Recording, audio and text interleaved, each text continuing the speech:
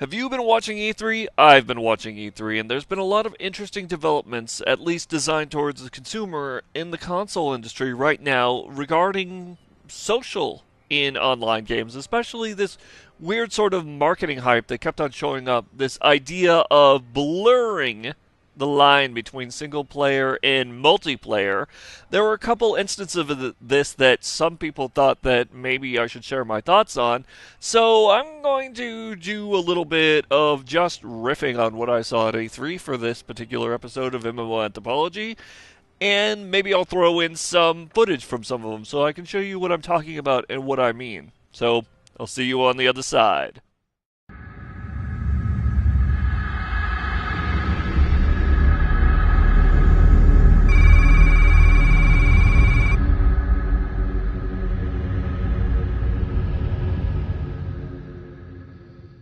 Good morning, YouTube. Welcome to another MMO Anthropology. I, of course, am your host, Amarist, and I'm bringing you into the wonderful, beautiful world of DCUO Online. Or DC Universe Online. And I'm here to talk to you about what I've seen at E3, primarily a series of games that are trying to take the multiplayer aspect that consoles are so good at, especially like team and squad based, and then mixing it, or at least hybridizing it a little bit with the MMO standards. There are very few MMOs that I'm used to coming from consoles, although they are starting to creep into it more often, more than just the Final Fantasies of the console, or even, well, DCUO, which is one of them that's on a console, or even Defiance.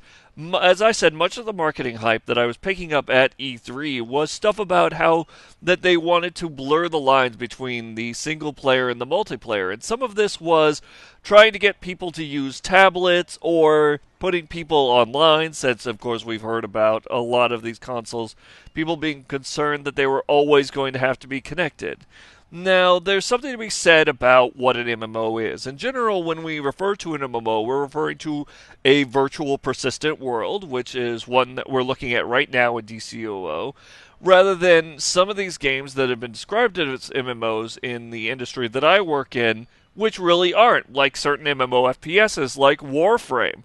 They certainly have a lot of people playing them all at once, but they're not in the same persistent world, yet we tend to mix that a little, and I do too on MMO Anthropology, because I want to talk about the social aspects of multiplayer gaming, and while MMOs are the strongest and most prevalent example of virtual worlds, not all virtual worlds are built massively.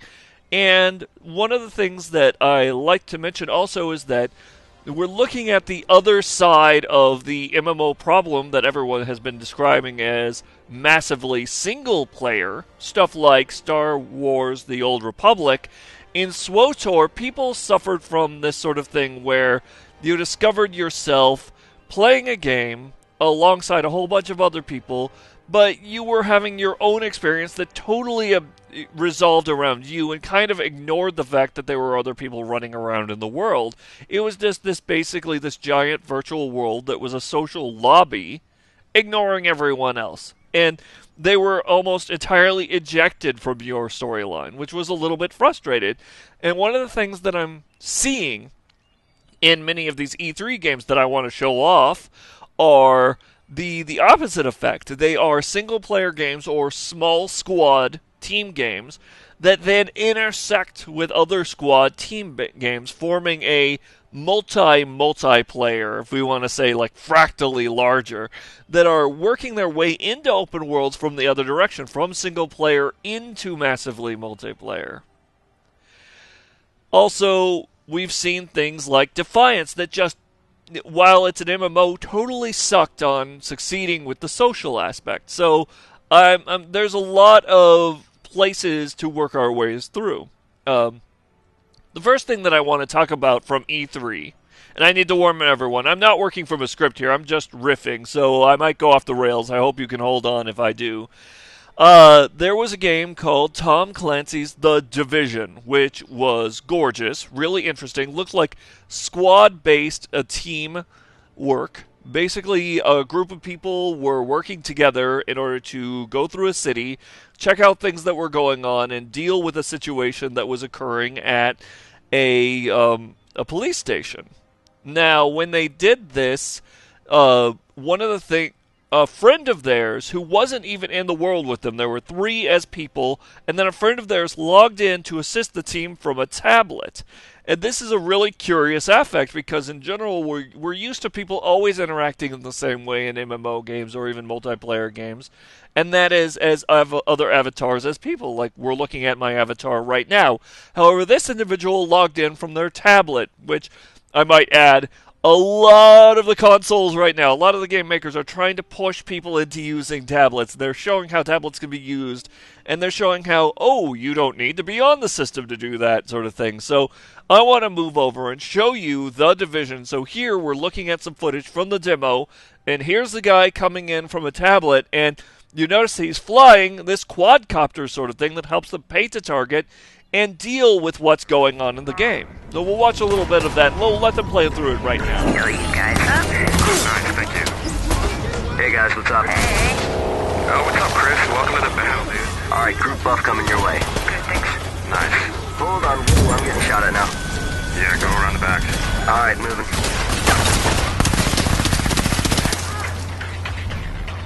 Oh shit, hold on, I think we got one more. Watch out, on the left, Yep. Oh, you see the guy on the roof? Yeah, oh, there he is, okay. He's the one doing it. Wow, Oh, he's supposed like to be an elite, yeah. Yeah. I'll move to mark him now. Shit. I can't get him. I cannot get a shot. Chris, can you mark him or something? Hold on, I think I got him. Yeah, got him. Nice. Okay, that's done. Let's check out the inside. Alright, I need to hop out. I'll see you guys later though. See you later. Hey, dude. You guys coming? Yeah, right behind you. Now, isn't that cool? That's a really interesting idea on how to handle having someone logging in with a tablet and interacting with the team from a device that is much less likely or much less capable of controlling a human player and all the different assets that go along with having a controller. It's allowing someone to come in as a drone, like a little quadcopter, and still support the team. The next thing that I saw going on in Tom Clancy's The Division is later on in the demo when the team is trying to... Basically, they finish their mission, and they're shooting up a flare, and I think they're going to be extracted. Except that suddenly, they're all like, we're waiting for extraction. It'll be 90 seconds. And then one of them yells, oh, there's more flares. Everyone brace for PvP. We should go over that later. Alright, extracting. Got about 90 seconds. Whoa. It's another group of players. Brace for PvP. You guys ready?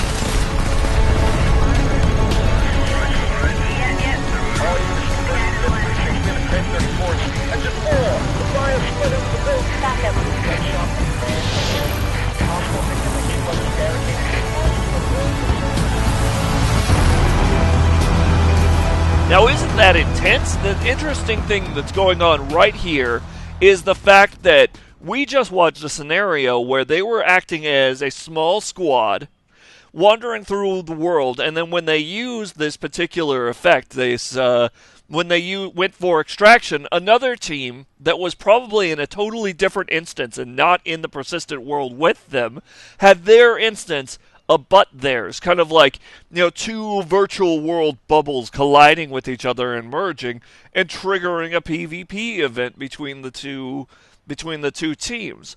These two teams are certainly in their own different instances of the same open world, but they're able to connect every now and then for these sort of events, which is what we're seeing. What I'm saying is the sort of thing that I'm seeing with these MMO, hybrid MMO games. Your multiplayer, like you're playing Borderlands with 4 people, but only 4 people, but every now and then you get to run into another team who engage in an event with you, and this is preeminent in this demo for The Division.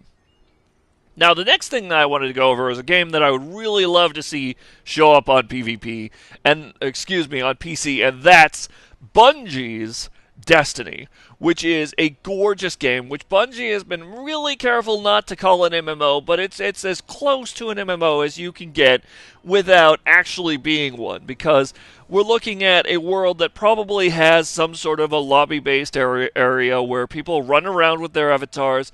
It has a persistent virtual world, but just like The Division, we're looking at individuals who are forming together into fire teams and then going out on missions, and they're actually called fire teams, and doing open world missions. Now, other fire teams that are running around in the same place, I assume, aren't visible at all. You know, like a normal MMO would be. Like, this isn't Defiance. Your fire team isn't just going to roll over another fire team, except for here's something that's just like the end of the Division demo that I want to show off, where their fire team is wandering around outside and they see something occurring in the world at large, and it's called an open world event, and they run into another fire team who are engaged in it. So once again, it's like this other fire team's open world instance, their little virtual world bubble, merges with the open world bubble of the fire team that we're watching. And they're all like, hey, there's another fire team, let's go. So let's follow along with them while they engage, and they fight this huge walker, like, spider tank. Hey guys, that doesn't look friendly.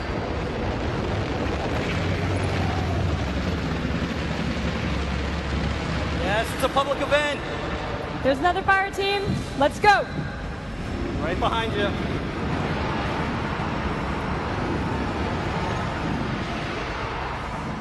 All right, I got you covered.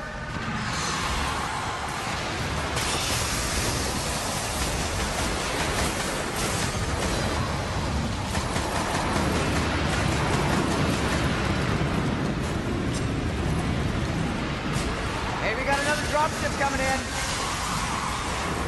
It's got a devil walker.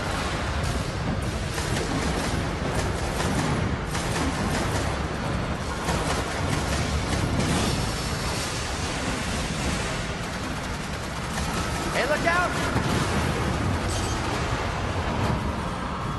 We got another fire team coming in.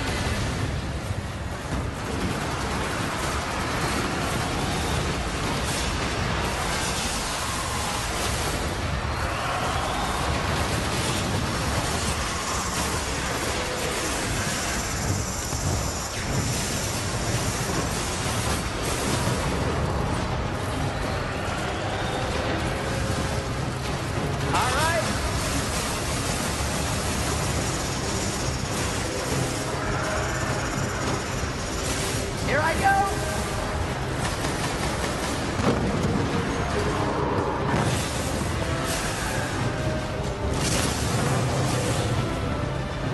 Now, if that wasn't really interesting to watch. And this is the sort of thing that I would really love to be engaged in. You know, playing a game like, I like Borderlands 2. It would be really interesting to have a game like Borderlands 2 where you have a big open world, running around, picking up guns, playing with your team, and then every now and then you run into an open world, event, and you're suddenly with other teams trying to fight off this giant attack, and it's this sort of seamless merging of the multiplayer with the multiplayer. It's not quite massively multiplayer in that it's not this persistent world where you watch other teams run past, but it does mean that until you run into these events, you have your own persistent instance, which enables the solo gameplay, but then it merges into the multiplayer gameplay with this seamless threshold that you just cross, and there's that other team. And other notable stakeouts that I saw are things like Ivory Towers The Crew, which is potentially a true MMO-styled open-world driving game, and an Insomniac Games Sunset Overdrive, which looks like it could be the hybrid model, but it's hard to say from the footage that we've seen from them, where crews collapse together, or potentially a seamless true MMO style, And then we have the other side, which is the actual blurring of the lines between the multiplayer and the solo player, where it's really a solo player game, like Ubisoft's Watch Dogs, which, to tell you the truth, I am really looking forward to. And in that, you generally play a solo player game, but if you get into trouble, you can send a call out to your friends to use their tablet or their computer or whatever to assist you by hacking the city, because Watch Dogs is all about hacking Chicago, getting into cameras, changing traffic lights, getting information from people's cell phones, and etc. And there was even some discussion about how people could use this for annoyance or trolling people or even PvPing people, where someone else could be trying to hack you from the outside, although I'm not really sure how that would be useful. What I see from this, especially things like Destiny and The Division, which is why I picked them particularly, is that consoles haven't taken very well to MMOs. Not as well as PCs. And one of the reasons is that PCs have the keyboard. You get to type at people. You can talk. Interaction is much easier than having to go with voice. And with voice, in a lot of situations, has done a little bit poorly. And like, even as you're watching, like if you watch the Tom Clancy's The Division, you know that it's highly scripted, because you have to have one hell of a team to work together as well as they did, especially over voice, which I say notoriously doesn't work out very well. But it does mean also that the local machines don't have to burn themselves heavily, or burden themselves even, with trying to deal with numerous people in a world with a lot of other individuals running around. And so as a result, you get a much more condensed and clear single-player game, or small multiplayer team game, like a fire team from Destiny, or whatever the squads are called from The Division, that then sometimes you interact with the massively multiplayer world in a structured context. Either you fire off a flare and you're trying to escape, or you go into a zone where you run into other people. And the result is, of course, oh, hello. The result becomes that you rise out of the single-player notion into this multiplayer notion, and you run into other teams in order to deal with things like these public events that require multiple teams to deal with them.